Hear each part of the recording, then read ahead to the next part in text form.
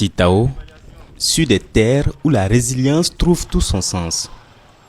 Solidement debout face à la barbarie des groupes terroristes, la vie reprend ici son cours normal au lendemain des événements du 14 février dernier. Et exactement une semaine après l'incident qui a troublé la quiétude des paisibles populations, une délégation gouvernementale est présente sur le terrain.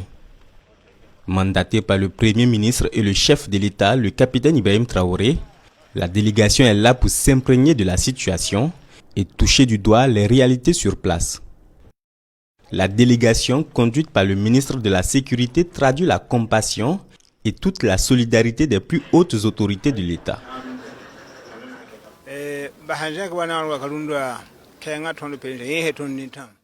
Aujourd'hui, nous sommes réconfortés de savoir que l'État est à nos côtés, que nous ne sommes pas oubliés. Cela nous donne encore plus de force pour résister et rester debout sur notre terre. C'est dire que contrairement aux informations mensongères relayées sur les réseaux sociaux, la ville de Titao reste sous contrôle. Elle se maintient droit grâce aux vaillantes forces de défense et de sécurité. Après leur débâcle dans le Soum, les assaillants ont pris pour cible quelques étals du marché, causant des dégâts. En attendant le jour du marché, le site demeure fonctionnel. Boutiques ouvertes, garage en activité, restauration disponible. Une reprise d'activité constatée par la délégation.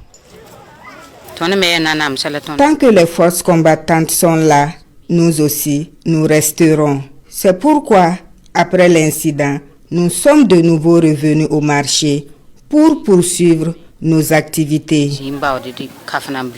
La ville a été maîtrisée. En tout cas, il y aura plus de militaires de Titao pour couvrir Titao même, en particulier. Au sein de Titao, il n'y a plus de problèmes encore. La peur a changé de camp. Titao fait bon vivre actuellement à Titao. Si la peur a changé de camp, c'est grâce à la ténacité des forces combattantes. Dès les premières heures, les VDP et les éléments du 21e BIR se sont érigés en véritable rempart. Et c'est avec ces hommes que la délégation a rendez-vous maintenant.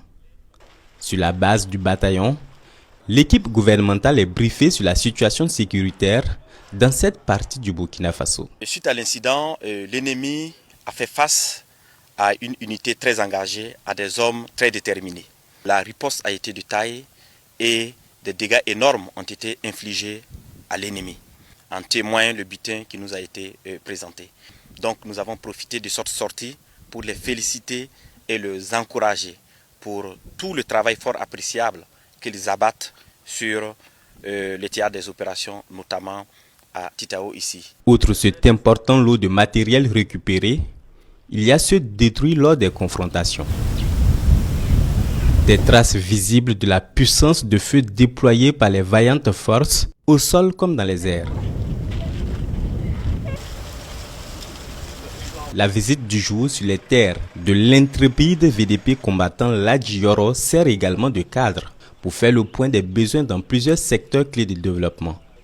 Santé, sécurité, assistance humanitaire, réseau et communication, où des efforts sont déjà engagés sur le terrain. Il faut aussi signaler que depuis le 16, un certain nombre de mesures a été pris, notamment des mesures d'accompagnement en ambulance, en véhicule de supervision, en médicaments, également un appui en assistance humanitaire, les vivres et des non-vivres. Nous repartons très satisfaits en ce sens que nous avons vu des forces combattantes très engagées, nous avons vu du personnel administratif et des autorités locales très déterminées, nous avons vu une population très résiliente. Avant de regagner Ouagadougou, la délégation gouvernementale prend langue avec les forces vives de la province. C'est le lieu pour les émissaires du capitaine Ibrahim Traoré et du chef du gouvernement d'appeler au renforcement de l'unité et de la cohésion sociale. Des populations qu'elle invite surtout à intensifier la collaboration avec les forces combattantes.